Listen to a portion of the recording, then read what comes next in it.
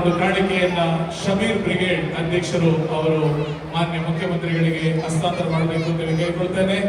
ಜೊತೆಗೆ ಮಾನ್ಯ ಮುಖ್ಯಮಂತ್ರಿಗಳು ಶೈಕ್ಷಣಿಕ ಸಬಲೀಕರಣದ ಬಗ್ಗೆ ತಮ್ಮ ಮಾತಿನಲ್ಲಿ ಉಲ್ಲೇಖ ಮಾಡಿರುತ್ತಾರೆ.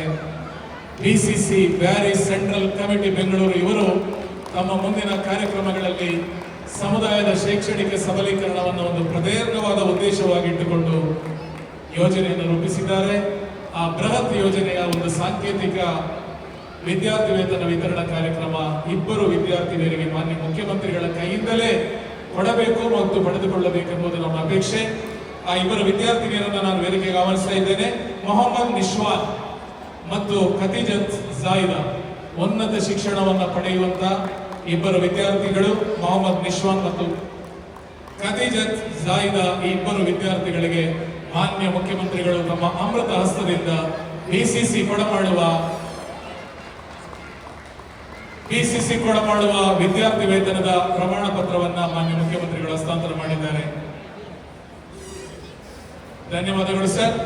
ಬಿಸಿಸಿ ಆರೋಗ್ಯ ಕ್ಷೇತ್ರದಲ್ಲಿ ಸೇವೆಯನ್ನು ಸಲ್ಲಿಸಲು ಪ್ರಯತ್ನವನ್ನು ಮಾಡ್ತಾ ಇದೆ. ಅದರ ಪ್ರಥಮ ಹೆಜ್ಜೆಯಾಗಿ ಸರ್ವ ಜನರ ಸಾಮಾಜಿಕ ಸೇವೆಗಾಗಿ ಆಂಬ್ಯುಲೆನ್ಸ್ ಅನ್ನ ಈ ದಿನ ಲೋಕಾರ್ಪಣೆಗೊಳಿಸ್ತಾ ಇದೆ. ಆ ಆಂಬ್ಯುಲೆನ್ಸಿನ ಸಾಂಕೇತಿಕ ಈ ಗೊಂಚಲಿನ ಛಾಯಾಚಿತ್ರವನ್ನ ಮುಖ್ಯಮಂತ್ರಿಗಳ ರಾಜಕೀಯ ಕಾರ್ಯದರ್ಶಿ ನಸೀರ್ ಅಹಮದ್ ಸಾಬ್ ಅವರು ಬ್ರಿಗೇಡ್ ಶಬೀರ್ ಅವರಿಗೆ ಹಸ್ತಾಂತರ ಮಾಡಬೇಕು ಅಂತ ಹೇಳಿ ಕೇಳಿಕೊಳ್ತಾ ಇದ್ದೇನೆ. ಬೆಂಗಳೂರಿನ ಜನತೆಗೆ ತುರ್ತು ಸಂದರ್ಭದಲ್ಲಿ ಬೇಕಾದಂತಹ ಆಂಬ್ಯುಲೆನ್ಸ್ ಅನ್ನ ಈ ಸಂದರ್ಭದಲ್ಲಿ ಬಿಸಿಸಿ ಜನಸೇವೆಗಾಗಿ ಅರ್ಪಣೆ ಮಾಡ್ತಾ ಇದೆ. ಅದರ ಸಾಂಕೇತಿಕ ಲೋಕಾರ್ಪಣಾ ಕಾರ್ಯಕ್ರಮ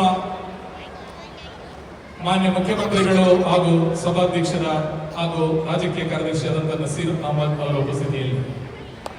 ಧನ್ಯವಾದಗಳು. ಇಷ್ಟು ನಮ್ಮ ಪ್ರೀತಿಯ ಕರೆಗೆ ಹೋಗೊಟ್ಟು ಮಾನ್ಯ ಮುಖ್ಯಮಂತ್ರಿಗಳಿಗೆ ಒಂದು ವಿಶೇಷ ಕೃತಜ್ಞತೆಯನ್ನು ಸಲ್ಲಿಸಲಿಕ್ಕಾಗಿ ನಾನು ಬಂದಿದ್ದೇನೆ.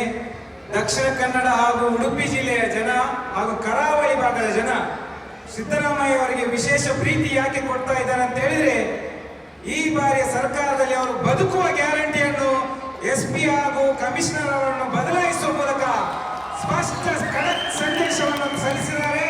ಅದಕ್ಕಾಗಿ ಅವರು ನಮಗೆ ಬದುಕುವ ಗ್ಯಾರಂಟಿ ಕೊಡಿ ಎಂಬ ಏಕೈಕ ಒಕ್ಕಲಿನ ಆಗ್ರಹವನ್ನು ಸ್ಪಷ್ಟ ಸಂದೇಶದ ಮೂಲಕ ನೀಡಿದ್ದಾರೆ. ಅದಕ್ಕಾಗಿ ಪ್ಯಾರಿಸ್ ಸೆಂಟ್ರಲ್ ಕಮಿಟಿ ಬೆಂಗಳೂರು ಎಲ್ಲ ಸಮಿತಿಯ ಪದಾಧಿಕಾರಿಗಳು ಅಧ್ಯಕ್ಷರ ಪರವಾಗಿ